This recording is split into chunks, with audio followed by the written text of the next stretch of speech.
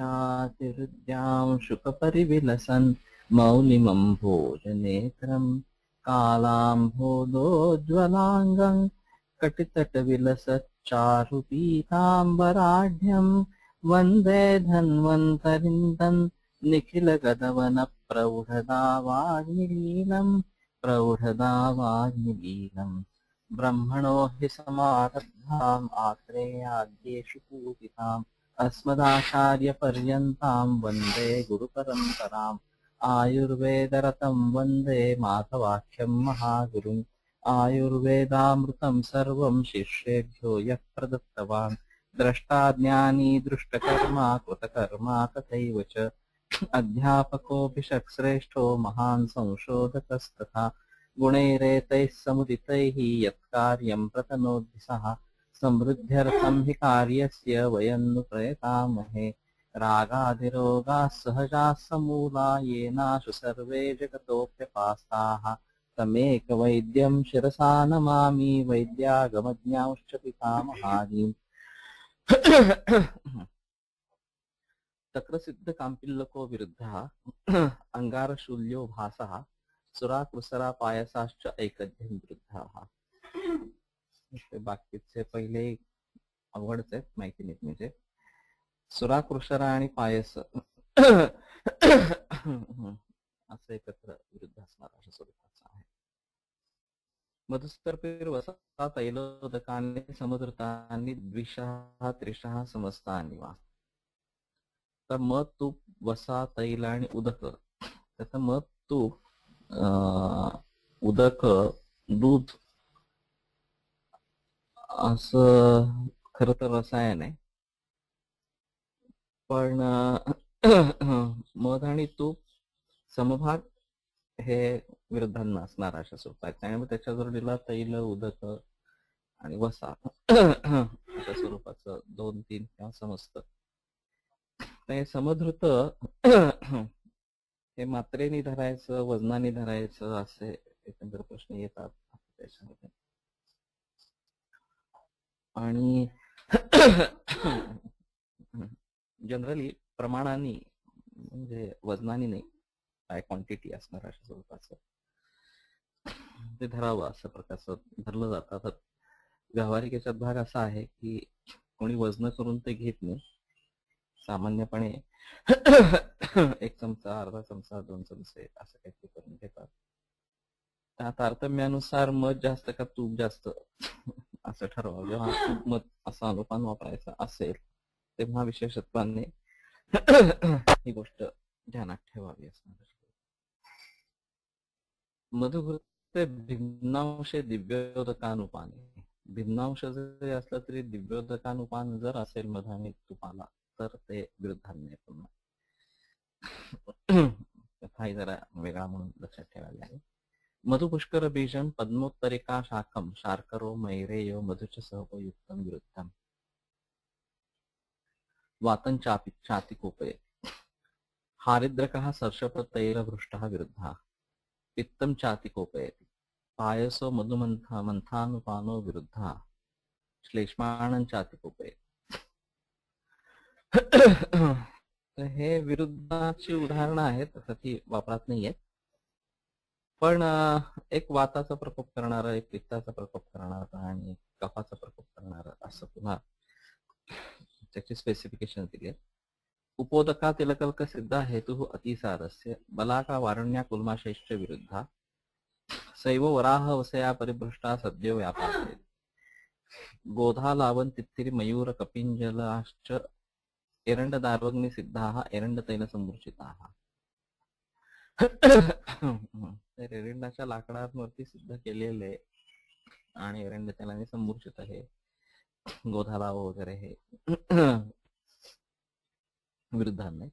हारितमासुम हारिद्र शूलावसक्तम हारिद्राग्निप्लुष्टंच तदेव भस्म पांशु परिध्वस्तं सक्षौदंच.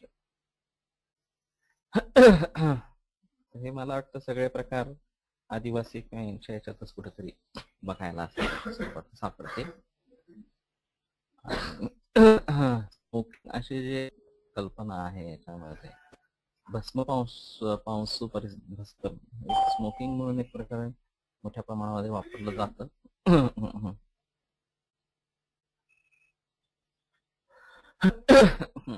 हारितस्य पक्षिविशेषस्य मांसं हरिद्रादारु सीसकायां शूले आसक्तम. हरिद्रादारु सीसक यांच्या शूलावरती हे केलेलं हरिद्राग्नी पक्वम. तर हळदीचं हे फार मोठं नसतं.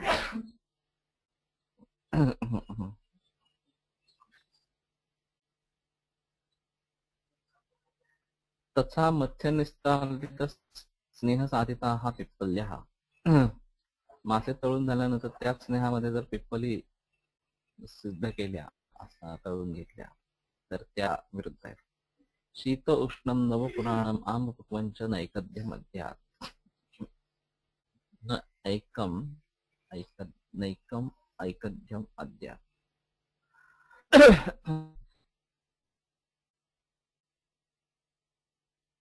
हा जरा गोंधळाचा आहे. न एकम ऐकद्यम.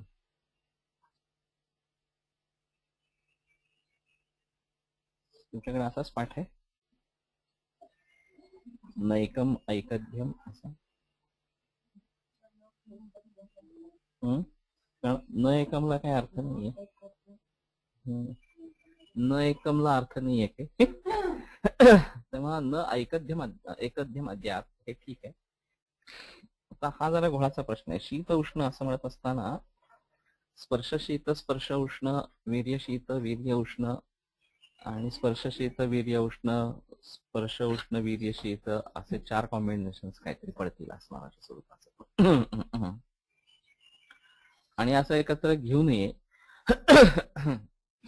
असं म्हणलं तर आता एक चमत्कारिक ट्रेंड दिसतो थोडासा, की काहीतरी पदार्थ कोल्ड कॉफी, गरम काहीतरी पदार्थ कोल्ड कॉफी असणार किंवा विधाई वगैरे अशा स्वरूपाचं घेऊन त्याच्यावरती आईस्क्रीम कोल्ड कॉफी असणार अशा स्वरूपाचं काही त्याच्या बरोबरीने किंवा त्याच्या शेवटी असणार अशा स्वरूपाचं. तसं नव आणि पुराणम हे काय आता सांगता येणं अवघड आहे की 2 गोष्टी एकत्र करून घेतलेल्या. आम पक्वंच तर कच्चं आणि शिजवलेलं एकत्र घेऊन ये, हे तर फार कॉमन झालं. आता सॅलड ही संकल्पना पाश्चात्य देशातून आली आणि आपल्याकडे कच्चं म्हणून फळांचाच निर्देश आहे खाण्याच्या संदर्भामध्ये. विसेक्षुमोच चोचांब्रम मोदकोत्कारिकाधिकम अद्याद्रव्यं गुरुस्निग्धम स्वादमंदम स्थिरम पुरहा असं ते एक प्रकरण येतं. म्हणजे फळं आणि गुरु पदार्थ असणारे जेवणाच्या सुरुवातीला घ्यावे. त्या फलांनी आदव समजनीयात दाढीमा देनी बुद्धिमान. मी सगळं मराठीत सुरू केलं का? फल जो लेना है वो दाढ़ी मारी फल भोजन के पूर्व ही लेना है, इस प्रकार का बताया गया है. तो इस सभी को ध्यान में रखेंगे तो सैलड्स की जो परंपरा शुरू हुई है वो विदेशों से आई है और उसका मुख्य प्रयोजन उनका मांसाहार ही प्रधान है और उसमें से मल की निर्मित होती नहीं है, तो कॉन्स्टिपेशन होता है और उस कॉन्स्टिपेशन को दूर करने के लिए रफेज चाहिए और रफेज सैलड से मिलता है. ये उसमें मेजर है. हमारे इसमें हिसाब में देखा जाए तो शाकाहार अगर होता है तो मल की निर्मित न हो ऐसा तो नहीं होगा, तो रफेज तो मिलता है शाकाहार से, तो सैलड की आवश्यकता नहीं है. ये एक चीज हुई. शल्य चिकित्सा में अग्नि प्रखर है और फिर मेद को बढ़ावा नहीं मिलना है, तो उसमें शायद इसका इस्तेमाल कर सकते हैं. अभी फिर भी उसमें बेहतर रहेगा कि फल का इस्तेमाल करे और भोजन के पहले फल खाए, तो उससे क्षुधा शांति थोड़ी हो जाएगी और फिर भोजन कम जाएगा. लेकिन कच्चा है वो शुरू में ही लेना है, बीच में नहीं लेना है. तो आम पक्वम ऐकद्यम विरुद्धम ये जो है, तो भोजन में अगर सैलड्स का समावेश करते हैं तो वो गलत बात होगी, इस प्रकार का होगा. नहीं तो लेना है तो जैसे फल जैसे वो भी भोजन के शुरुआत में लेना है। और फिर बाकी भोजन जो पका हुआ है वही खाना है। वैसे हमारे यहाँ के जो कंसेप्ट है वो राग शाड़व सट्टक ये सभी पक्व ही है, सैलड जैसा वो नहीं है। तो उसको पका के फिर उसमें सस्नेह या निस्नेह करने का सस्नेह ज्यादा अच्छा है। और वैसे भी उसमें भी अंतर है, सैलड में भी सैलड ड्रेसिंग करके ऊपर से तेल, कच्चा तेल डालते हैं। तो उसके बजाय हमारी जो तड़के की संकल्पना है वो ज्यादा अच्छी है, क्योंकि तेल समूर्छना के बगैर तेल का इस्तेमाल नहीं होना है इस प्रकार। अभ्यंतर पान के लिए भी करेंगे तो तेल समूर्छना तो कम से कम होनी चाहिए। तो उस हिसाब से तड़का लगा के फिर तेल का इस्तेमाल सैलड्स में हम करते हैं, तो ज्यादा बेहतर है इस प्रकार के। और अगर वो लेना है तो शुरू में ही लेना है। चलिए। हम्म।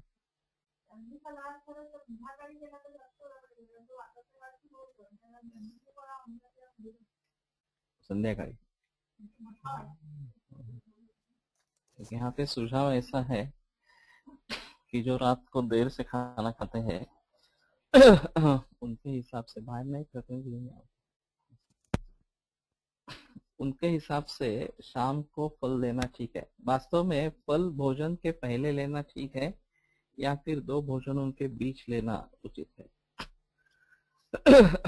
तो मानो अंतर ज्यादा है दो भोजन के बीच में, तो बीच में दूसरा कुछ खाने के बगैर बेहतर है कि फल ही खाए। और तुम्ही इकडे बसा, म्हणजे अजून कोणी आले तर तिकडे हे इकडे घालून घेतलं तरी।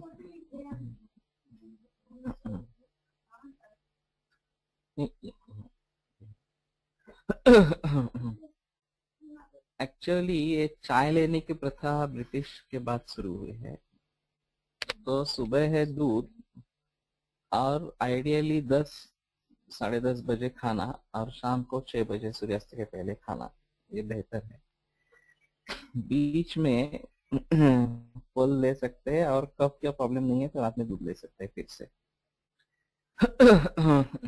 नहीं तो बीच में दूध ले लेंगे शाम को और खाना खाने से पहले फल ले लेंगे तो भी चलेगा इस प्रकार से। लेकिन दूध और फल का एकत्र निषेध है। फल भोजन के बीच में या भोजन के बाद में निषिद्ध है। तो बेहतर है कि भोजन के पहले फल खाए या दो भोजन के बीच में खाए इस प्रकार की। अभी जो बाकी जो चलता है, बीट रूट है या मूलक है या फिर प्याज है या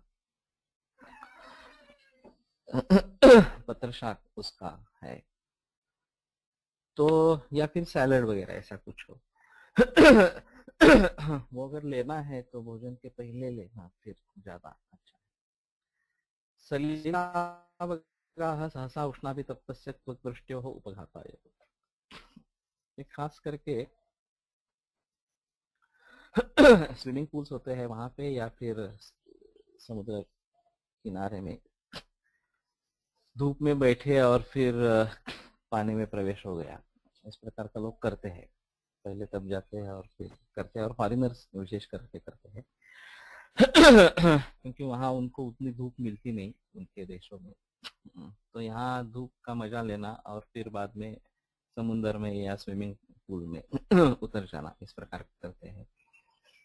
तो ये सहसा उष्णाभितप्तस्य एकाएक अगर करेंगे तो त्वक दृष्टि का उपघात के लिए वो एक कारण है। तृष्णा भी प्रवृद्ध है, वैसे तृष्णा की प्रवृत्ति के लिए भी कारणभूत है। तथैव च पयः पानम रक्तपित्ताय, उसी अवस्था में दूध पिएंगे तो वो रक्त पित्त का हेतु है। शरीरेण आयस्तस्य सहसा अभ्यवहारः छर्देशे गुल्मायवा। अगर बहुत श्रम है और अचानक खाना खाया तो छर्दी या गुल्म इस प्रकार का होता है। तो थोड़ी देर उसमें विराम होना चाहिए, सेटल होनी चाहिए बॉडी, और फिर वो ले सकते हैं। वाचा तो आयस्ते स्वर साधाय, बोलने का श्रम ज्यादा हो गया है और तुरंत खाना खाएंगे तो स्वर साध इस प्रकार का होगा। तो ये थोड़ा क्रिया विरोध इस प्रकार का थोड़ा सा है। इति अन्नपान द्रव विरोध एक देशो बाहुल्यन उपयोगी कथितः। तो अन्नपान द्रव्य विरोध का एक देश जो बाहुल्य से इस्तेमाल में आता है वो बताया गया। विशेष द्रव्याणां तो यथोपदेशमेव प्रयोग न्याय्यतरः। औषध द्रव्यों का जो प्रयोग है तो जिस प्रकार का उपदेश है उसी प्रकार से उसका प्रयोग न्याय्यतर है। ये काफी दिक्कत बात है अभी। सुश्रुताचार्य ने भी कहा है, ऋषि एव ही जानन्ति द्रव्य संयोगजं फलम। द्रव्य संयोग फल जो है वो ऋषि ही जान सकते हैं, इसका इसका मतलब है।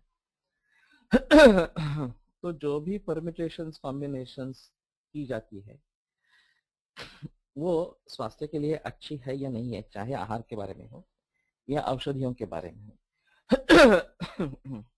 तो संयोग पुनः द्वयोः बहूनां वा द्रव्याणां संवृत्ति भावः सविशेषम् आरभते यन्न एकैकशो द्रव्याणि आरभन्ते। ये चरक का निर्देश है। तो दो या ज्यादा पदार्थों का संहति भाव ये संयोग है, और उससे विशेष निर्माण होता है जो एक एक द्रव्य नहीं निर्माण करते हैं। तो दूध और मत्स्य, दूध और फल वगैरह वगैरह जो संयोग के उदाहरण बतलाए गए हैं। फिलहाल जो रेसिपीज बनती है और खास करके मॉडर्न साइंस के थ्योरी के आधार पर बनती है, इसमें एक बड़ी समस्या ऐसी है कि सिर्फ द्रव्यों को इकट्ठा करेंगे तो उसके गुणधर्म हमें मिल जाएंगे, सभी के उसमें समा जाएंगे, ऐसा एक बिल्कुल गलत सोच है उसमें। तो कई जगह ऐसा करते हैं कि अंकुरित धान्य लेवे, फिर वो कच्चा लेवे, उसमें थोड़ा दूध दही डाले और उसमें और कुछ डाले वगैरह वगैरह, उसमें प्रोटीन्स आ जाती है, विटामिन आ जाती है वगैरह वगैरह, इस प्रकार से उसकी सराहना करते हैं। लेकिन हमारे हिसाब में ये तो बहुत ही गलत कॉम्बिनेशन है, इस प्रकार से अगर करना है। और दूसरा, दूध और फल इकट्ठा लेने के लिए भी कहते हैं, वो भी गलत कॉम्बिनेशन इस प्रकार का है। और उसी प्रकार फिर संस्कार विरुद्ध वगैरह भी बहुत सारी बातें बताई जाती हैं। सौभाग्य ये है कि लोग देखते हैं, एक आध बार करते हैं और छोड़ देते हैं। उसकी प्रैक्टिस कोई नहीं करता। अगर प्रैक्टिस करने लगेंगे तो मुसीबत हो जाएगी। परंपरा से जो आया है, जिस प्रकार के कॉम्बिनेशंस करने हैं या नहीं करने हैं, उसमें भी देखकर जो शास्त्र सम्मत परंपराएं होगी उन्हीं को रखना पड़ेगा। इस प्रकार की नहीं है तो उनको टालना पड़ेगा, उसके बारे में लोक जागरण करना पड़ेगा। ये एक चीज हुई। और उससे उसके गुणधर्मों का पता लग जाएगा, ये भी सही नहीं है। न तो एवं खलु सर्वत्र नए विकृत विषम समवाय वगैरह वगैरह जो है कि प्रकृति सम समवाय अगर है तो ठीक है, उसके हम गुणधर्मों का इकट्ठाकरण करेंगे तो उससे उसके बारे में जान सकेंगे। लेकिन विकृति विषम समवेता नाम अन्य विकल्पने ही विकल्पिता नाम वगैरह वगैरह जो चार भाव उसमें बताए गए हैं, उसमें समुदाय प्रभाव तत्व ही समझ लेना आवश्यक है इस प्रकार। और वही स्थिति भेषजों में है। हर एक का ट्रेंड अलग अलग है। हमें जितने भी आयुर्वेदिक प्रैक्टिशनर्स है उनके बारे में हम देखेंगे तो प्रायः गुरु से जो ज्ञान हासिल किया है उसके आधार पर कॉम्बिनेशंस बनी रहती, या हमारे गुरुजी पठा मिश्रणानंता कंटककारी ऐसा कुछ इस्तेमाल करते थे, हम इस सदी का इस्तेमाल करते हैं इस प्रकार, या वसंत कुसुमा करता इत्यादि धीरा गुरुजी इस प्रकार का कुछ इस्तेमाल होता है करते हैं, इसलिए हम करते हैं इस प्रकार से। उसके पीछे उनका कुछ लॉजिक होता है कि ये मुझे वसंत कुसुमाकर आकाशीय नाद है इसलिए मुझे चाहिए, धीरा गुरुजी धीर देने के लिए चाहिए, ताप्यादि संतर्पण का बैलेंस करने के लिए चाहिए, इसे अवस्था में वगैरह ऐसा कुछ गुरु के मन में होगा, और फिर इन सबका कॉम्बिनेशन करके दे देंगे तो सभी का फायदा होगा। इसमें हमने ये समझ लिया है कि ये प्रकृति समवाय है। हम ये नहीं मानते कि इसमें विश्व विकृति समवाय या फिर विकृति विषम समवाय या अन्य विकल्पने विकल्पित तत्व वगैरह ऐसा कुछ हो इस प्रकार। और जहां तक काम चलता है, उससे फायदा होता है, नुकसान नहीं होता है, तब तक चिंता का विषय नहीं। लेकिन हम जब नया कॉम्बिनेशन करने लगते हैं तो उसमें ये सोचने की बात है कि करे या न करे। अभी फिलहाल जो कॉम्बिनेशन बनते हम करते हैं, इसमें तो वो संजय पेंडसे का कहना है कि हम भेल बनाते हैं। एक्चुअली आरोग्यवर्धिनी हो या फलत्रिकादि हो या फिर ताप्यादि हो, वसंत कुसुमाकर हो, ये अपने तरीके से एक अलग दवा है। बहुत सारे द्रव्यों का कॉम्बिनेशन से बनी हुई। हम आरोग्यवर्धिनी के साथ धात्री डालेंगे, अभया डालेंगे, या फिर फलत्रिकादि डालेंगे, ऐसा कुछ करेंगे, या फिर वसंत कुसुमाकर के साथ ताप्यादि डालेंगे, गुड़ची डालेंगे वगैरह। अपने अपने माइक्रोफोन को म्यूट कीजिए। तो ऐसी स्थिति में हमें मालूम नहीं है कि इसका नतीजा क्या निकलने वाला है। हेलो, और इसका नतीजा क्या निकलने वाला है, लेकिन अभी जो फिलहाल प्रैक्टिस चल रही है वो ना रसौषधि की प्रैक्टिस है, ना वनस्पतियों की प्रैक्टिस है, ये दोनों का सम्मिश्रण है। और इसके साथ में पंचकर्म भी जोड़ा लेते हैं। पक्षापति संकल्पना भी बताते हैं, दातार सिस्टम भी फॉलो करते हैं। तो अभी जो कोलटकर की ट्रेडिशन चल रही है, ये सभी छात्रों में ये बड़ी विचित्र ट्रेडिशन है, बड़ी वैचित्र्यपूर्ण ट्रेडिशन। एक जाइल नाम के वैद्य थे त्र्यंबकेश्वर के यहाँ से, और किसी एक मरीज के बारे में उन्होंने सलाह दे दी कि इनको एक फलानी दवा देनी है, लक्ष्मी नारायण रस देना है। तो कोलटकर जी ने पूछा कि सिर्फ लक्ष्मी नारायण ही देना है? तो बोले हाँ, एक ही दवा देते हैं, ज्यादा दवा देने की जरूरत है ही नहीं। तो ये एक ट्रेंड बना रहता था कि रुग्ण की सभी परिस्थिति को ध्यान में रखकर उसके लिए किसी एक दवा ढूंढे। सुहास परचुरे के जो पिता उनकी एक अलग तरीका था उनका प्रैक्टिस का।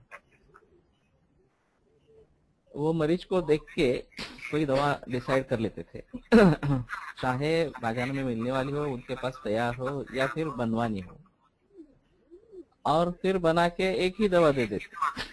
वो उनको बोलते कि अब 4 दिन के बाद आओ, 7 दिन के बाद आओ, दवा तैयार रहेगी, लेके जाओ। और फिर उसमें परिवर्तन होना है तो एक सप्ताह में गुणाला विक्रिया मन्यम प्रयोजित, और ज्यादा से ज्यादा 1 महीना। इसके बाद में अगर परिवर्तन करना है तो परिवर्तन करना है, नहीं तो ठीक है, तो वही दवा चालू। लेकिन ये ट्रेंड नहीं रहा। मैं भी कोशिश कर रहा हूँ। त्रिलोक दोपेश्वरकर ने एक बार बताया था कि नानल अस्पताल में उसने एक मरीज को ठीक किया था, और उसको केवल मुस्ता, ये एक ही द्रव्य का इस्तेमाल किया था। तो बहुत सारे सोच के बाद वो इस नतीजे पर आया कि सिर्फ मुस्ता ही इसके लिए काफी है, और फिर उसी का इस्तेमाल किया और उसका फायदा हो। कोलटकर जी का ऐसा रिकॉर्ड है कि 3 विभिन्न लोग मरीज एक तो स्वर्णमालिनी वसंत, एक गोली रोज, बाकी दवा कोई नहीं, हर रोज 1 किलो वजन बढ़ा। दूसरा ताप्यादी लोह, ऐसा ही एक ही डोज सुबह एक बार, उसका भी वजन 1 किलो एक हर रोज बढ़ा। और तीसरा था वो लाक्षा का इस्तेमाल किया था, उसका भी वजन 1 किलो हर रोज इस प्रकार से बढ़ा। और दूसरी कुछ भी दवा इस्तेमाल नहीं की। एक दूसरा उनका था, अमवात का पेशेंट था, सामावस्था का, ससुर ने अस्पताल में भर्ती किया था और उसको स्वर्ण भगवती सूक्ष्म, वो भी दिन में 3 बार, एक ही दवा, स्नेहन स्वेदन भी नहीं, सिर्फ परहेज बताया था, लंघन बताया था और केवल उसी दवा से वो ठीक हो गया, बाकी कुछ नहीं। तो ये अगर हम भली भांति एक ही दवा इस्तेमाल कर सकते हैं तो बेहतर है, लेकिन फिलहाल ये स्थिति नहीं है। हम बहुत सारे परम्यूटेशंस कॉम्बिनेशंस करते हैं और मेरी परंपरा में देखा जाए वो फंडसरकर भी इस प्रकार के कॉम्बिनेशंस करते थे, तो मुझ में वो समा गई है। और ठीक है, जहां तक रिजल्ट्स मिलते हैं उसमें कोई आशंका की बात नहीं, लेकिन अगर रिजल्ट्स नहीं मिलते हैं तो सिर्फ दवा का कॉम्बिनेशन ही फिर से देख लेना चाहिए। ऐसे नहीं, निदान से लेकर सभी चीजें बदल सकती है। निदान को फिर से देखना है, या फिर अवस्था को देखना है, या फिर दवाइयों में मात्रा बढ़ानी है, या फिर अनुपान में चेंज करना है, काल में चेंज करना है, दवाई ही बदलनी है, या पथ्य में कुछ गड़बड़ है, या फिर मरीज ठीक तरीके से वो नहीं ले रहा, या फिर काल अनुकूल नहीं है। बहुत सारी चीजें हैं कि जिसके कारण रिजल्ट नहीं मिल रहे, ऐसा होगा। लेकिन इन सभी चीजों को ध्यान में रखकर ऐसा अगर प्रतीत होता है कि नहीं, कम से कम कॉम्बिनेशन से या किसी संयोग से ये होगा, तो उसी का इस्तेमाल करना बेहतर इस प्रकार का होगा। अतः भैषज द्रव्याणां तो यथोपदेशमेव प्रयोग न्यायतरः, जैसे बताया गया है उसी प्रकार से उसका प्रयोग ये न्यायतर है। तो अभी हम क्या करते हैं कि हमारे पास जो दवाइयां हैं और हमारा जो ट्रेंड है उन दवाइयों को इस्तेमाल करने का, ज्यादातर ऐसा होता है कि एक दवाई का इस्तेमाल हमने एक प्रकार से शुरू किया तो उस दवाई का इस्तेमाल दूसरे किसी और से हो सकता है, ऐसा सोच भी नहीं सकते। लक्ष्मी नारायण के बारे में वहां ऐसा हुआ था कि कोलटकर सर उसका प्रयोग करते थे, वो ज्वर के लिए करते थे। तो जाइल वैद्य ने कहा कि ये तो ज्वर का नहीं है, ज्वर में वो इस्तेमाल में आता है, लेकिन ये सूतिकावात के लिए है। और मैं जो इस्तेमाल कर रहा हूँ वो सूतिकावात के हिसाब से कर रहा हूँ। उसको तकलीफ थी वो आमवात जैसी थी और सूतिकावस्था में उत्पन्न हुई थी, और उसके लिए जो दवाई उन्होंने बताई वो लक्ष्मी नारायण दास बताई, और बताया कि सूतिकागतवात के लिए दवा है। बाद में दातार गुरु जी ने उसको ज्वरग्न में ले लिया, और वैसे वो फलश्रुति में तो है उसके ज्वर, उसका कोई प्रॉब्लम नहीं है। तो जिनको ये मालूम नहीं है वो शायद यही सोचते रहेंगे हाँ ये ज्वर की दवा है। ज्वर में हम इस्तेमाल करते हैं, ये मूल अधिकार उसका सूती का बात है, ये भूल जाएंगे इस प्रकार से। कोलटकर जी ने एक ऐसा ही प्रयोग किया था, मलावष्टम्भ था, उसके लिए मरीज आया था और फिर पता चला कि उसमें स्वेद बिल्कुल आता नहीं है। तो सर ने त्रिभुवन कीर्ति का इस्तेमाल किया उसमें, और उससे मलावष्टम्भ दूर हो गया त्रिभुवन कीर्ति से। तो स्वेदाध्याय के प्रथम ही श्लोक में स्वेद जो है वो मलमूत्र को प्रवृत्त करता है, इस प्रकार का वर्णन है। हम कहा मलावष्टम्भ में सोचते हैं कि स्वेद इस्तेमाल करना है, इसकी चिकित्सा स्वेदन देनी है और स्वेदन से मलावरोध दूर हो जाएगा। तो शायद मूल ग्रंथों का अध्ययन बार बार करते रहेंगे तो ये बात मन में बैठ जाएगी, कहाँ किस द्रव्य का इस्तेमाल आया है, अधिकार क्या है उसका, उसकी फलश्रुति क्या है, कहाँ कहाँ पे हम इस्तेमाल कर सकते हैं, परम्यूटेशन कॉम्बिनेशन उसकी क्या हो सकती है। और फिर आगे चलकर ये देखना जरूरी हो जाएगा कि हर मरीज के लिए सुयोग्य दवा खोजना और वही दे देना, ये अच्छी बात है सबसे। फिलहाल हम क्या करते हैं कि हमारे पास जो दवाइयां हैं, हमने जिस तरीके से सीखा है उसमें उस पेशेंट को बिठा देते हैं कि ठीक है, एक्चुअली दवा ढूंढनी चाहिए, लेकिन अभी फिलहाल में तापेरिए सुबह शाम को ये भोजन के पहले ये सब देखे हो जाएगा हमारी परंपरा में जो चल रहा है उससे हो जाएगा तो उसका हम दे देंगे इस प्रकार से और रिजल्ट्स भी मिलेंगे, वो अलग चीज है इस प्रकार की।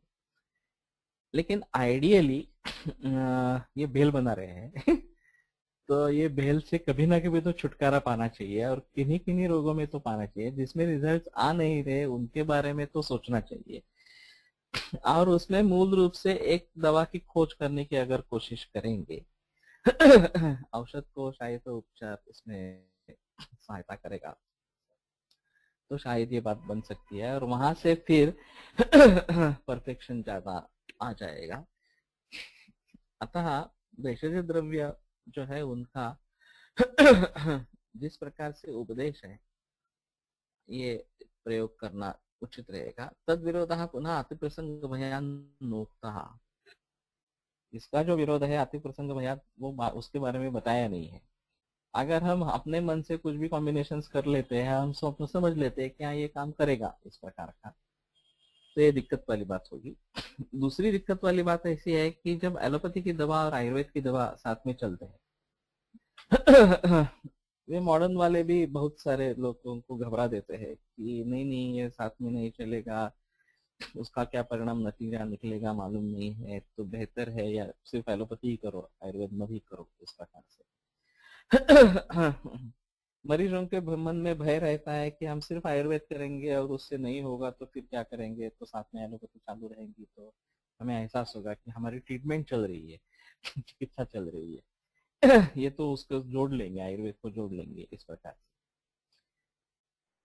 इसमें श्रद्धा का विषय है, अनुभव का विषय है, और जब इस प्रकार का कॉम्बिनेशन रहेगा एलोपैथी और आयुर्वेदिक का, तो उससे क्या नतीजा निकलेगा ये बताना मुश्किल ही बात है। वैसे तो अनुभवों के आधार पर ही चलना चाहिए। वैसे भी एलोपैथी में कॉम्बिनेशन हो जाएंगे तो ड्रग रिएक्शंस, ड्रग इंटरैक्शंस, ये उनका भी एक समस्या का विषय है और केवल एलोपैथी के औषधों का जहां तक ताल्लुक है, वहां तक उन लोगों ने कुछ उसके बारे में लिखा है इंटरनेट पे या इस प्रकार से जानकारी मिल सकती है।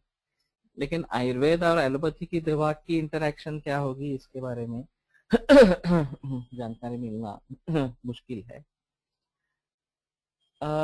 वैसे देखा जाए तो जहां एलोपैथी की लॉन्ग टर्म मेडिकेशन चलती है, जैसे कि डायबिटीज हो, हाइपरटेंशन हो, या फिर थायराइड की कुछ प्रॉब्लम हो, हार्मोनल इम्बैलेंसेस हो, स्टेरॉइड्स के इस्तेमाल हो, ब्रोंकोडायलेटर्स हो,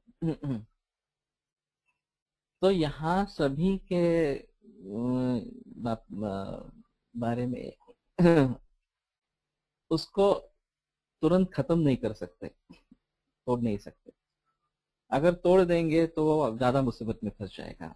स्टेरॉइड का डोज चला है तो उसको टेपर ऑफ ही करना है एकदम बंद कर देंगे तो आप बता जाएगी। उसी प्रकार था ये जो हार्मोनल वगैरह जो है उसके बारे में, एंटीबायोटिक्स बीच में तोड़ देंगे तो भी दिक्कत वाली बात हो जाती। तो ऐसी स्थिति में आयुर्वेद की दवा देनी है तो उसके साथ में ही देनी पड़ती है तो दोनों दवाइयां साथ में चलती है इस प्रकार से।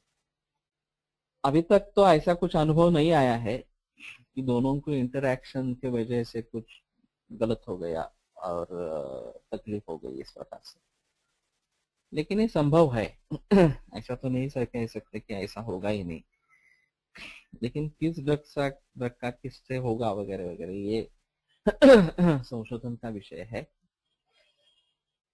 और एक ही दवा का इस्तेमाल करेंगे तो अलग चीज है, बहुत सारी दवाइयां होगी तो फिर किसका किसके इंटरेक्शन हो रहा है ये भी पता नहीं चलेगा। एक सावधानता इसलिए हो सकती है कि दोनों दवाएं का लेने में अंतर हो, 1 घंटे का 2 घंटे का मिनिमम। एलोपैथी की ले लिया और तुरंत आयुर्वेद की ले लिया, आयुर्वेद की ले लिया और तुरंत एलोपैथी की ले लिया, ऐसा तो कम से कम नहीं होना चाहिए, 1-2 घंटे का अंतर बीच में होना चाहिए। और वैसी हमारी दवाइयाँ अनुपान के साथ और विशिष्ट विभिन्न कालों के साथ जुड़ी हुई है, तो बेहतर है वो उसी प्रकार से ली जाए तो अच्छा रहेगा। लेकिन ये बड़ा विषय है कि इसके बारे में क्या कह सकेंगे, ये अलग चीज इस प्रकार की रहेगी। इसलिए भेषजद्रव्याण तो यथोपदेशमेव प्रयोगो नयनः तद्विरोधः पुनः अतिप्रसंग बयान नोक्तः, यहाँ से इसके बारे में बताया नहीं है।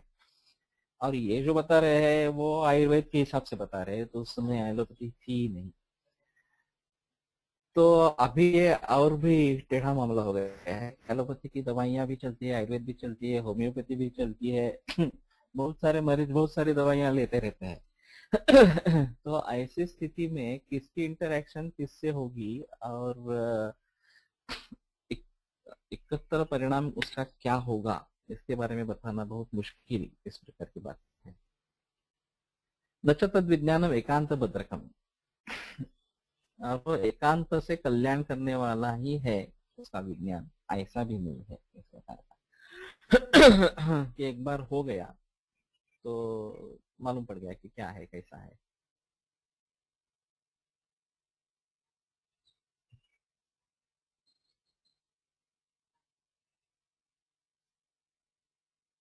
यो बाहुल्येन अन्यस्तु अयम उय्यम देशदरम्यान गुरुच्छादीनां विद्यमानोऽपि विरोधः अतिप्रसंगभयान् नोक्तः।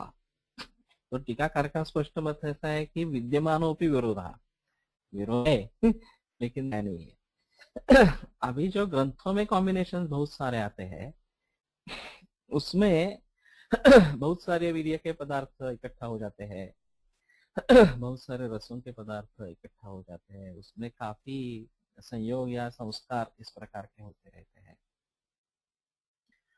तो उनका अनुमान लगाना समुदाय तत्व का, प्रभाव तत्व का, ये बिल्कुल दुष्कर कर्म है। न च अज्ञात विरोधा विरोधानां कथं तेषां प्रयोग इति आह यथोपदेशमेव तेषां प्रयोगो न्याय्यतः तेन एतदुक्तं भवति। भेषजद्रव्याणां यत्र स्वबुद्ध्या संयोगकल्पना क्रियते तत्र शास्त्रानुगमनेन प्रयोगो न्यायः, कंठोक्तेन तु शास्त्रपाठेन प्रयोगो न्याय्यतरः इति। तो कंठोक्त होना चाहिए शास्त्र पाठ और उसी से प्रयोग न्याय्यतर है। न च तद विज्ञानम भेषज द्रव्य विरोधी ज्ञानम एकांत भद्रकम न भद्रकम एव इत्यर्थः। यतः तेषां विरोधे ज्ञाते संयोग कल्पनायां स्वल्पमतिर्विष कदाचित् मुह्यति, यतः अवश्यं केनचित् अंशेन कश्चित् केनचित् विरुध्यते, अतः एतच्च बुद्धिमानो भिषक् शास्त्रान्वयनम् अपि ऊहं कर्तुं न शक्नोति। तो अगर वैद्य को ही संदेह हो गया कि अरे बाप रे, ये अमल का और दूध का इकट्ठा प्रयोग ग्रंथकारों ने किया है, कैसे करेंगे। उन्होंने ही बताया है कि यहाँ पे नहीं करना है वगैरह वगैरह, और यहाँ पे खुद ग्रंथकार दे रहे हैं, या दफ्तन दधी निषिद्ध है, ये तेल बना रहे हैं और उसमें दही डालते हैं वात व्याधि के लिए, इस प्रकार से कैसा होगा वगैरह। तो यथो यथा जैसे बताया है उस प्रकार से करना है। हमें नहीं सोचना है कि ये किस प्रकार से दिया हुआ है, क्या हुआ है। ग्रंथकर्ताओं ने बताया है, ऋषियों ने बताया है, तो बिना कोई किसी मोह के उसको इस्तेमाल करना है। हम खुद कुछ बनाते हैं तो सोचना पड़ेगा कि ये गलत रहेगा या ठीक रहेगा, इस प्रकार का। तो ऊहम न कर्तुम शास्त्रान्वयनम अपि ऊहम कर्तुम न शक्नोति। शास्त्र का जो ऊह है वो भी कर नहीं सकेगा, बाकी बात छोड़ो। तो ये बड़ी समस्या है। मैं एक्चुअली जो द्रव्य गुण कर्म कोश बनाना चाहता हूँ और खास करके आहार्य द्रव्यों का कोश, कि मूल पदार्थ कौन से हैं और उनसे कौन से पकवान बनते हैं या फिर खाने की चीजें बनती है, गेहूं और इससे रोटी भी बनेगी या फिर और कुछ बनेगा, शीरा वगैरह ऐसा कुछ बनेगा, या फिर जितने भी खाद्य पदार्थ है उनका मूल स्रोत क्या है, और फिर परमिटेशंस कॉम्बिनेशंस क्या बनती है, और फिर उसमें संस्कार किस किस प्रकार के होते हैं, और ग्रंथों में किन चीजों का निर्देश है या परंपराओं से किन संयोगों और संस्कारों का निर्देश है, उसके अनुसार वो ठीक है या नहीं है। अगर ठीक नहीं है तो उसका ताल्लुक रोगन से मिलता है हेतु के रूप में या नहीं है, वगैरह वगैरह, ये सब देखना पड़ेगा, और ये ग्लोबली देखना पड़ेगा। भारत में भी विभिन्न देशों में अगर हम देखेंगे तो काफी दिक्कत वाली चीज है। महाराष्ट्र में भी देश और कोंकण में भिन्न भिन्न स्थिति है। कर्नाटक में जाए, केरला में जाए, बंगाल में जाए, उड़ीसा में जाए, सभी सभी जगह अपने अपने तरीके से पदार्थ बनते हैं। परंपराएं अपनी अपनी चलती हैं। तो ये जो परमिटेशंस कॉम्बिनेशंस है, ये जो संस्कार है, इन सभी को अगर हम ध्यान में रखेंगे, और फिर ग्रंथों में जो आया है, शायद क्षेम कुतूहल में आया हो, चाहे निघंटु रत्नाकर वगैरह ग्रंथों में आया हो, योग रत्नाकर भाव प्रकाश में आया हो, या भोजन कुतूहल में हो, वगैरह वगैरह, इसके बारे में जो निर्देश रहेंगे तो उनको ध्यान में रखते हुए इन सभी के बारे में सोचना पड़ेगा, और वही स्थिति औषधियों के बारे में भी करनी पड़ेगी। कौन से संयोग कहाँ कहाँ पे आए हैं, और संस्कार किस प्रकार के हैं, और उसके मुताबिक हमें अगर करना है अपने मर्जी से तो क्या करेंगे। और रसशास्त्र के संयोग एक और ही चीज है। वनस्पतियों के या प्राणियों के संबंध में जो है वो एक अलग चीज रहेगी, जो चरक सुश्रुत वाग्भट मूल ग्रंथों में मिलेगा। लेकिन रसरत्न समुच्चय वगैरह रसशास्त्र के ग्रंथों से जो विभिन्न कॉम्बिनेशंस वगैरह बनी है, और उसकी जो अलग क्रिया है, कुपिपु रसायन, पोटेल रसायन, परपटिकल्प वगैरह वगैरह, जो तो उन संस्कारों से क्या होता है, और उनका जो लोह ताम्र सुवर्ण वगैरह ये जो कॉम्बिनेशंस होते हैं, और उसके साथ में भावनाएं है या फिर कुटक कल्पना है, वगैरह वगैरह, तो इनके बारे में समझ लेना ये भी और मुश्किल काम है। तो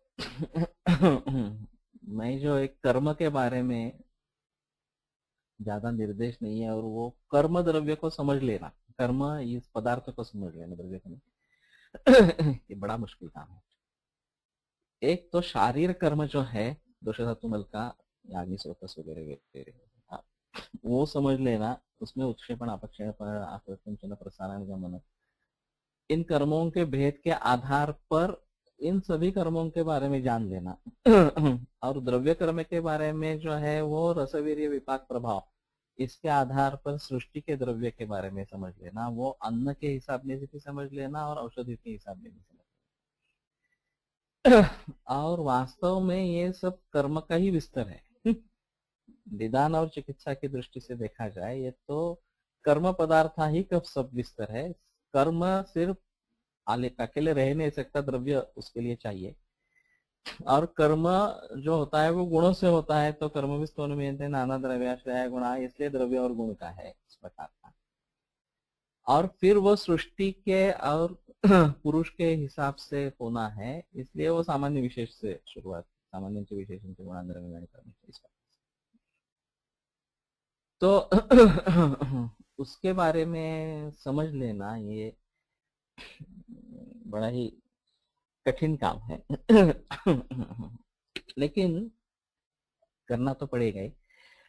आयुर्वेद क्या है ये समझना हम चाहते हैं, तो ये पिंड ब्रह्मांड न्याय से जुड़ा हुआ है।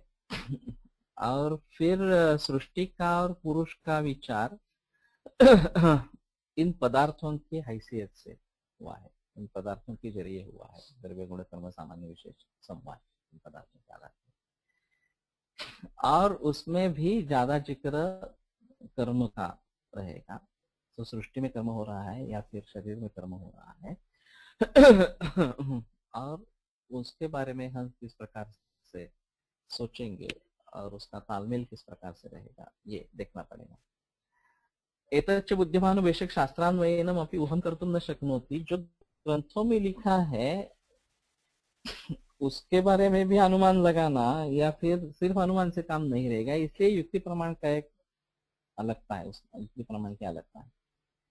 बुद्धि पश्यति भावान बहुकारण योगजान युक्ति त्रिकाला साध्य या त्रिवर्गा साध्यते है, इसमें त्रिवर्गा साध्यते है ये भी मेरी समझ में नहीं आ रही।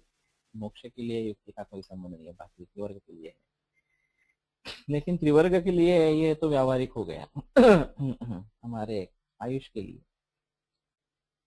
लेकिन वास्तव में रोग का निर्माण होना भी बहुकारण योगजन्य भाव है और चिकित्सा भी बहुकारण योगजन्य भाव तो सभी भावों को भली भांति समझ लेंगे तो शायद रोग कैसा निर्माण हुआ है और उसको ट्रीट कैसे करना है इसके बारे में पता चल लगेगा। एक काफी कठिन समस्या है, अलग प्रमाण का विषय है, और फिर भी जो परम्यूटेशन कॉम्बिनेशन ग्रंथों में बताए गए हैं उनसे शुरुआत करनी पड़ेगी और उसका लॉजिक समझने की चेष्टा करनी पड़ेगी। अगर वो प्रकृति समवाय से है तो ठीक है, अगर विकृति विषम समवाय वगैरह जो है उनसे संबद्ध है तो फिर मुसीबत रहेगी, और समुदाय प्रभाव तत्व ही को समझ लेना है, ऐसा ग्रंथों का कहना है। तो फलश्रुति के आधार पर ही निश्चय करना पड़ेगा और जहाँ फलश्रुति दी नहीं है वहां पे क्या करेंगे, ये अलग चीज हो जाएगी। और ऐसे ही आहार्य पदार्थों के बारे में सोचना पड़ेगा और फिलहाल स्थिति ऐसी हुई है कि मॉडर्न मेडिसिन इसके ऊपर कोई जिक्र कर ही नहीं रहा। खाने पीने के बारे में जो सोच है वो बिल्कुल सीमित सोच है, प्रोटीन फैट कार्बोहाइड्रेट वगैरह जो है या फूड कैलोरीज वगैरह जो है वो बिल्कुल सीमित सोच है। उसमें अग्नि का कुछ विचार नहीं है, संयोग संस्कार का कुछ विचार नहीं है और संयोग करने से हमें अपेक्षित लाभ प्राप्त हो जाएंगे ऐसा सोचते हैं। उसमें गलतियां भी हो सकती है, उससे नुकसान भी हो सकता है, विचार ही नहीं है।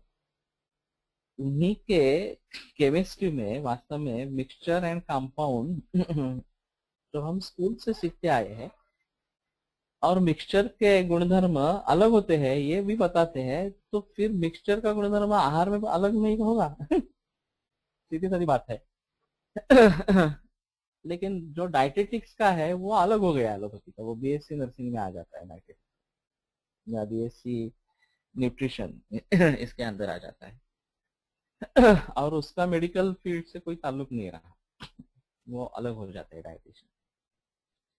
तो ये भी गलत चीज है अगर हम वैद्य के बारे में बात कर रहे हैं, आहार सबसे अहम हेतु है और उसको ही हमने अलग कर दिया एलोपैथी वाले ने और उसमें फिर संयोग होता है उसका कुछ मालूम नहीं है, संस्कार ये संयोग संस्कार हो जाते हैं, द्रव्यांतर हो जाता है, कुछ अलग ही कंपाउंड बनता है उसका, तो उसके गुणधर्म अलग होने चाहिए उसके बारे में कोई संदेह नहीं है। मिल्क एंड मिल्क प्रोडक्ट्स ये सभी को एक ही दामे में बांध लेते हैं जो परहेज बताया जाता है milk and milk products ban करना इस प्रकार से बताते हैं, जैसे कि मिल्क और दूध और दही और घी मक्खन सभी में कुछ गुणधर्म में अंतर है ही नहीं, सब एक ही है। चीज पनीर लेंगे तो भी एक ही है, ये बिल्कुल गलत बात है और फिर उससे जाकर पनीर से जाकर कॉम्बिनेशंस बनेंगे, चीज से जाकर कॉम्बिनेशंस बनेंगी, उसका क्या असर होगा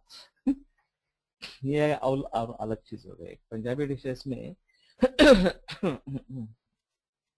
पनीर का इतना ज्यादा इस्तेमाल होता है, मूल पनीर ही एक अलग चीज है और फिर उसका कॉम्बिनेशन पंजाबी डिशेस में आ जाएगा तो उसका क्या परिणाम होगा, ये अलग तरीके से सोचने की बात। तो ये काफी दिक्कत वाला मामला है और खास करके जो रेफरेंस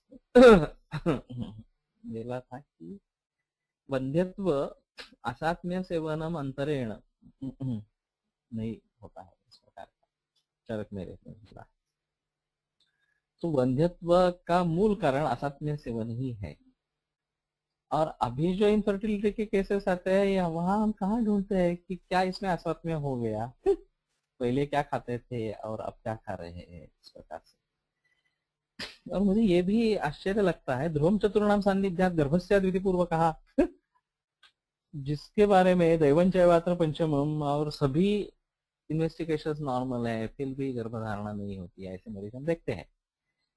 और फिर कहते हैं कि नहीं नहीं ये देव का ही मामला है। और ग्रंथ का जो वचन है, ध्रुवम चतुर्णाम सान्निध्यात गर्भस्याद् विधि पूर्वक, वो होगा ही इस प्रकार का, विधि पूर्वक अगर होता है तो होगा ही।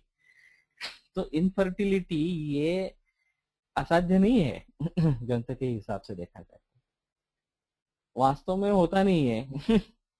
हम भी काफी मरीजों में हमें सफलता मिलती है, लेकिन कुछ मरीज ऐसे होते हैं जहाँ सफलता नहीं मिलती है।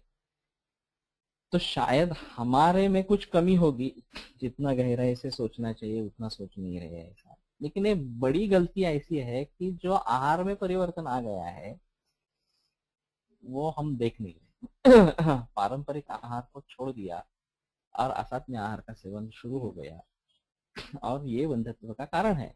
ये अगर हमें मालूम नहीं है कि इसका, वो कहते हैं कि उस वंध्यत्व का इसका दूसरा कोई कारण ही नहीं है, इसके बजाय यही कारण है इस प्रकार का।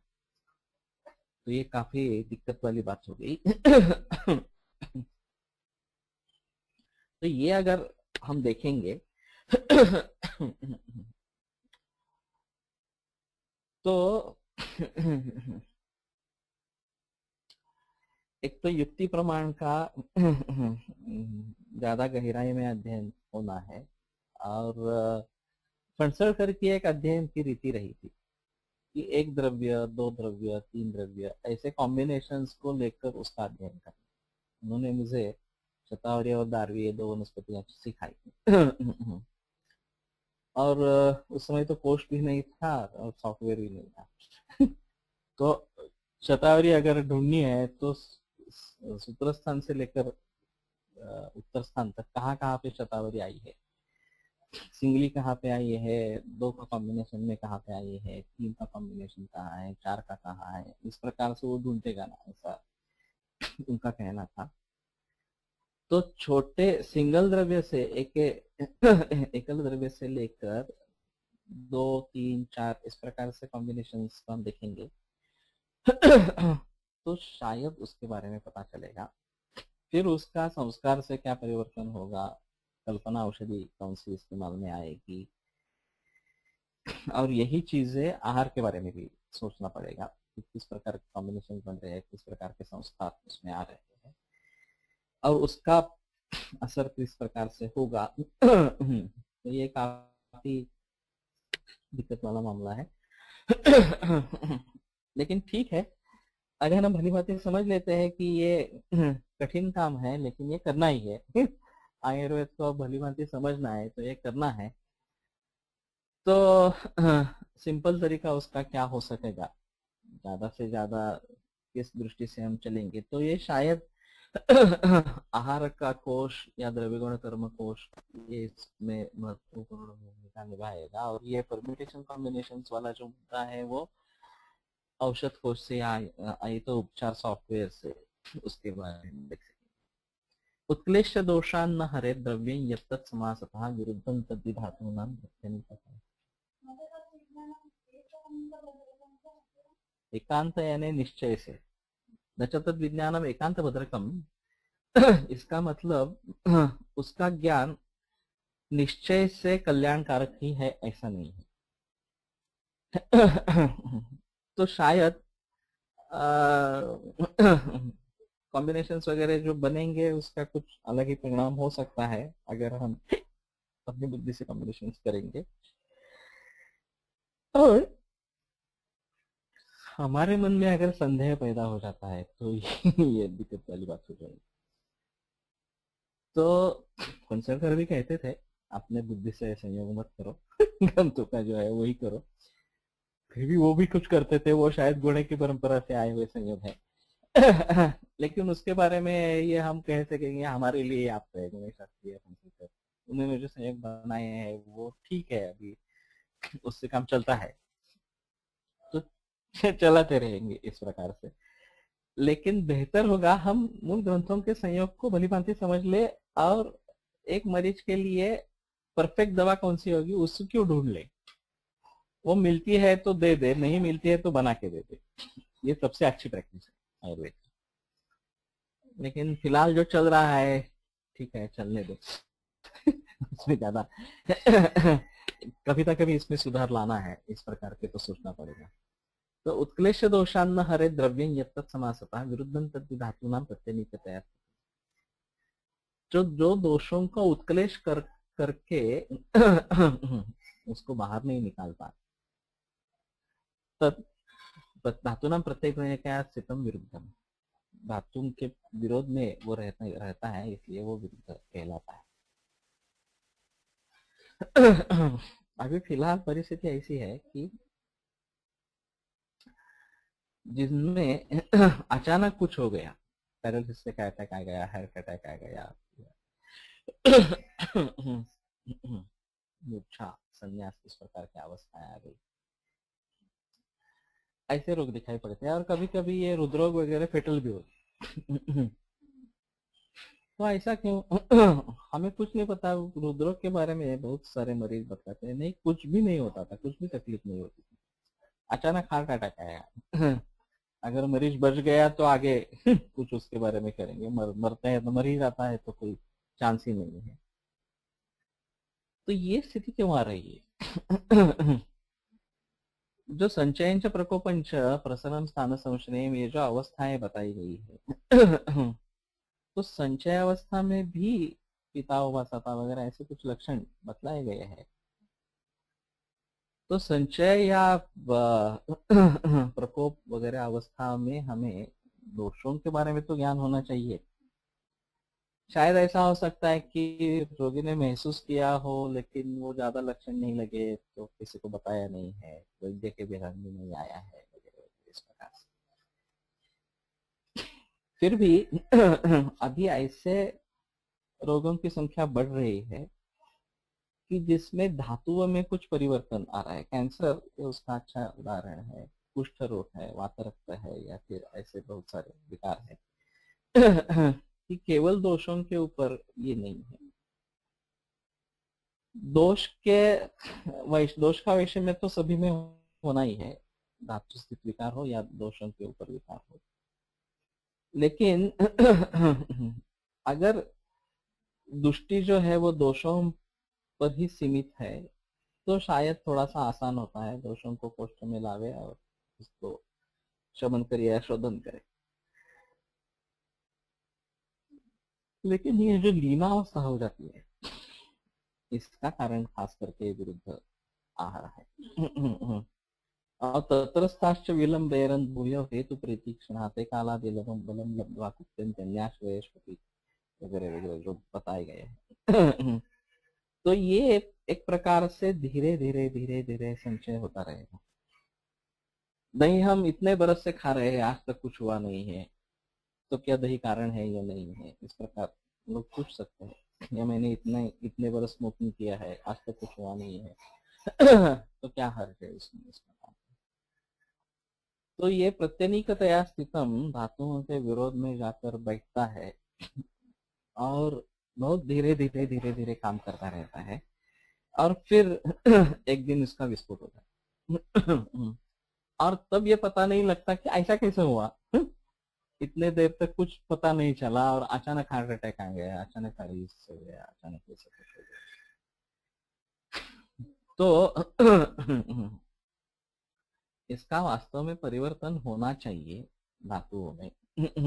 वो धातुओं में परिवर्तित भी नहीं होता, दोषों का उत्क्लेश होता है लेकिन वो बाहर नहीं निकालते। और ये मैंने भी सुझाव दिया था बीच में कि दोषों के विविध अवस्थाएं जो है उसके बारे में हम त्रिसंध कोश से जानने की चेष्टा करें।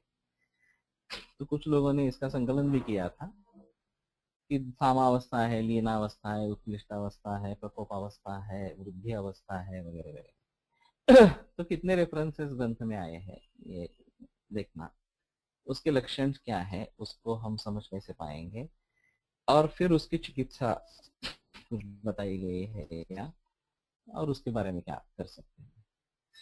और वैसे चरक का अगर हम मत देखेंगे इच्छा विदेश कालाग्नि मात्रा सात्म्य निलादि भी, तो सभी हेतु विरुद्धार में ही बैठ जाते हैं। बिल्कुल कुछ भी छोड़ा नहीं है। तो ये सब हेतु विरुद्धार ही कहलाते हैं। और इस प्रकार से अगर दोष का संचय होता रहेगा दीर्घ काल तक, तो इट इज क्वाइट पॉसिबल कि इस प्रकार कैंसर से या इस प्रकार से वो परिणत हो जाएगा और पता भी नहीं लगेगा कि इस प्रकार कैंसर हो रहा है, हृदरोग हो रहा है, या फिर स्ट्रोक आने वाला है वगैरह वगैरह के बारे में। और फिर हम सोचते हैं कि ऐसा कैसा अचानक हो गया, हमें कुछ पता कैसे नहीं चला। तो ये काफी सभी दिक्कत वाली बातें हैं। तो इसमें विरुद्धान्न का रोल महत्वपूर्ण है। और फिर अगर हम देखेंगे आहार को भली भांति देखेंगे, तो संयोग विरुद्ध संस्कार विरुद्ध ये अलग चीज है। लेकिन यच्चापि देश काल अग्नि मात्रा सात्म्य निलादि भी, तो अग्नि के हिसाब से ज्यादा अन्न ले लिया, गुरु ले लिया, तो भी विरुद्ध है। तो ये तो आम का अजीर्ण का कारण है, तो ये भी विरुद्धान्न में भी समझ आता है। इस प्रकार सभी चीजें विरुद्धान्न में ही आ जाएगी। प्रायण आहार वैषम्यात अजीर्णम जायते नृणाम तन्मूलो रोग संघाता तद विनाशाद विनश्यति। तो अजीर्ण सब रोगों का मूल कारण है इस प्रकार से, और आहार वैषम्य उसका कारण है। लेकिन वो भी विरुद्धान्न में आ जाएगा चरक के वचन के अनुसार। तो शायद विरुद्धान्न ये सबसे अहम चीज रहेगी। और फिर विरुद्ध आहार्य गर्विशोपम है, गर्विश के लिए वो सुवर्ण और ताम्र का प्रयोग किया गया है वगैरह, ये सब चीजें। एक इन्होंने एक अनुभव बताया था सैन्य में, गिरा से वैद्य थे पंचकर्म के बारे में। इसमें एक बात ऐसी है कि बोले कि मैंने डीएसएससी कर लिया और कुछ भी आता नहीं था, आयुर्वेद भी नहीं आता था, एलोपैथी भी नहीं आती थी। तो पहले दिन गांव का जो पाटिल था उसकी पत्नी आ गई, उसको खांसी थी, उसने पेनिसिलिन ले लिया। उसकी रिएक्शन आ गई और वो पूरा सांस फूल गई बिल्कुल, लालू हो गई। और फिर ऐसी अवस्था में आई, पहला ही मरीज इस प्रकार का मैंने कभी देखा भी नहीं था। पेनिसिलिन का रिएक्शन, उसको ठीक कैसे करना है ये भी मालूम नहीं। तो ऐसी स्थिति में हमारे बुजुर्गों का एक वाक्य याद में आया, अगर कुछ सूझ नहीं रहा तो स्वर्ण सूच कर दे देना। अगर आप आपत्ति में पड़ जाते हैं कि क्या देना है, समझ नहीं पा रहे, तो स्वर्ण सूच कर दे देना। ऐसा कुछ वैद्य ने उसको कह दिया था क्लासरूम में। तो ये उसने सोचा कि अभी कुछ तो सूझ नहीं रहा, तो ठीक है स्वर्ण सूच कर दे देंगे। कैसे देना है? अदरक का रस और शहद के साथ देना है। तो उन्होंने बताया कि अदरक का रस निकालो और लेके आओ। वो भी सब देहाती लोग थे, तो उन्होंने एक प्याला अदरक के रस का लाया और शहद डाला। इनको भी कुछ मालूम नहीं था। तो उन्होंने एक पूरी स्वर्ण सुचेकर की मात्रा उसमें घिस के दे दी, उसको पिला दी। और वो पिलाने के बाद इतनी भारी मात्रा में अदरक का रस, शहद और स्वर्ण सुचेकर वो सब गया, तो एक बड़ी उल्टी हुई। और जैसे ही उल्टी हो गई, वो सब लक्षण शांत हो गए। संयोग से मरीज ठीक हो गई। तो मैंने ये सच्ची घटना है, इसलिए बताई कि इसके पीछे लॉजिक क्या है। अगर कुछ सूझ नहीं रहा तो स्वर्ण सूच्य कर दे देना। फणसरकर जी ने मैंने जो केस बताई वो अर्श के लिए, विरुद्ध धान्य से उत्पन्न अर्श है, इसके लिए रौप्य और नहीं, ताम्र और स्वर्ण का संयोग है, इसलिए स्वर्ण सूच्यकर का इस्तेमाल किया था। तो शायद स्वर्ण सूच्यकर इन सभी की एक अच्छी दवा है विरुद्धान्न के हिसाब से देखा जाए। तो अगर कुछ सूझ नहीं रहा तो स्वर्ण सूच्यकर दे देना चाहिए इस प्रकार से। और सभी मरीज विरुद्धान्न में ही बैठेंगे। उसका जो हेतु से बना है वो विरुद्धान्न में ही चला जाएगा। शायद ये हो सकता है। तो ये बड़ी अजीब कहानी है, लेकिन सत्य घटना है। और फिर वो लोग भी बहुत खुश हो गए कि कैसा वैद्य है ये, अदरक का रस क्या पिलाया, उल्टी क्या हो गई और सबका पित्त निकल गया और मरीज ठीक हो गई, उसकी खांसी भी वो ठीक हो गई। रिएक्शन भी चली गई पेनिसिलिन की और खांसी भी ठीक हो गई। तो फिर उन्होंने बाद में जाकर पंचकर्म का अध्ययन किया और फिर पंचकर्म के बड़े वैद्य बने। और वो अलग चीज है ये, इस अनुभव के बाद में। तो विरुद्धं तद्धि धातूनां प्रत्यनीकतया स्थितम्। अभी जब 40 बज चुके हैं, दो सुझाव है इसके बारे में। एक गणेश बाराते का कल लेक्चर हुआ था। वो दोपहर में 2 बजे हुआ था। उसमें सिर्फ पंचकर्म, ये केरल की जो अन्य चिकित्सा गतियां हैं, शिरोधार पत्रोत्तली वगैरह वगैरह, उष्मा श्वेत के प्रकार विभिन्न, उसके बारे में कुछ वीडियो भी थे और कुछ पावर पॉइंट प्रेजेंटेशन था। तो अच्छा रहा। सभी ने देखा नहीं देखा मुझे मालूम नहीं। अभी हम सोच रहे हैं कि सभी के लिए रविवार ही अच्छा है। तो अगले रविवार विलोप से मैंने बात की थी, शाम 7 बजे अगर ये रखते 2-2.5 घंटे का प्रोग्राम फिर से रहेगा और अभी पंचकर्म के बारे में रहेगा। तो मुझे सुझाव दे देना, ये सम्मत है। ज्यादा लोगों की सम्मति हो तो ज्यादा बेहतर रहेगा। कुछ लोगों की कुछ प्रॉब्लम रहेगी, ये मैं भी समझता हूँ, लेकिन पहले से अगर डिसाइड कर लेते हैं तो आने वाले रविवार को 2 तारीख को शाम 7 बजे नेट के जरिए ये प्रोग्राम रख सकते हैं। दूसरा एक सुझाव आया है, वो नवरात्रि के हिसाब से आया है, एक मेरी छात्र के विषय से। वो परसों से नवरात्रि का आरंभ हो रहा है और 8 दिन जो है या 9 दिन कुछ हम अलग संकल्प करें और अध्ययन करें हर रोज, ऐसा कुछ सुझाव था। तो मेरा कहना है कि त्रिस्कंद कोश का हम कर रहे थे पहले, लेकिन वो बंद हो गया। अभी अष्टांग संग्रह जैसे शुरू हुआ, त्रिस्कंद कोश को नेट के ऊपर दिखाना अभी जरा मुश्किल बात है। वो स्कैन करके फिर डालना पड़ेगा। तो 2 चीजें हो सकती है, एक दोषों का प्राकृत कर्म हम देखने की चेष्टा करें, उसके बारे में त्रिस्कंद कोश के आधार पर सोच करें। उत्साह उच्छ्वास निश्वास चेष्टा वेग प्रवर्तन, इसका हमने शुरू किया था, शायद सभी लोगों के हिसाब से फिर से एक बार दोहराएंगे। इसमें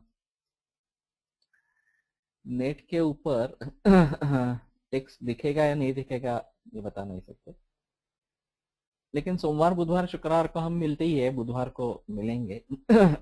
तो शायद अगर 6 बजे शुरू कर सकते हैं तो 6 से 6:30 बजे तक ये करेंगे और फिर 6:30 से 7:30 बजे तक अष्टांग संग्रह का रहेगा।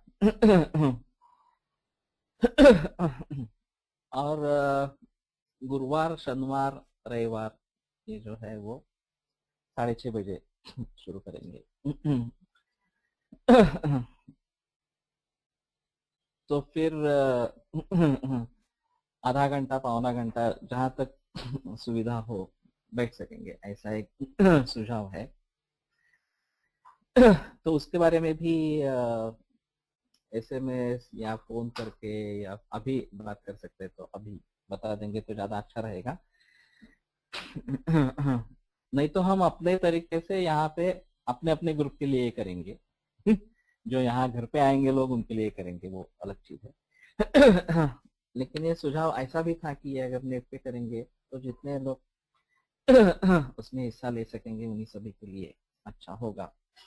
तो प्राकृत स्थिति से देखना ही पहले बेहतर होगा, और फिर कभी ये दोष के जो विभिन्न अवस्थाएं जो मैंने बताई उसके बारे में कोश से इंफॉर्मेशन लेकर उसके बारे में जिक्र करना भी अच्छा रहेगा।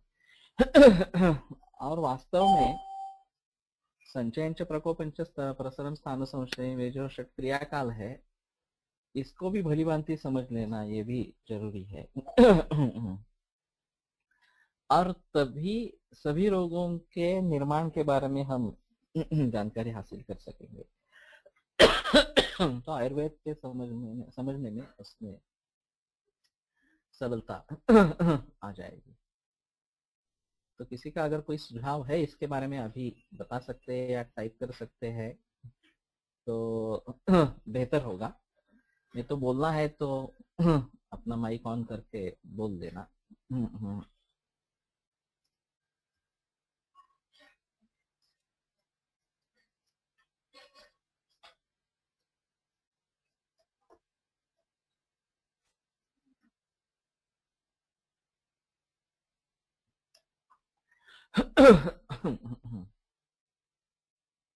somebody hasn't muted.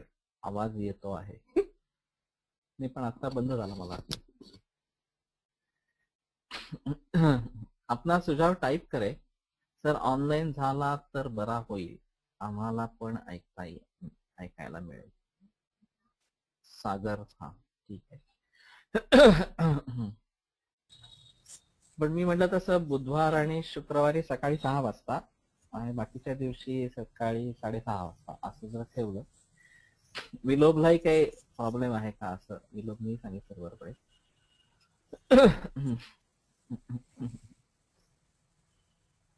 आणि रविवारचं जे आहे ते जर आपण संध्याकाळी 7 वाजता असं जर ठेवलं तरी हरकत नाही. What you said is right. It is most comfortable sir. Jitendra Besati. हा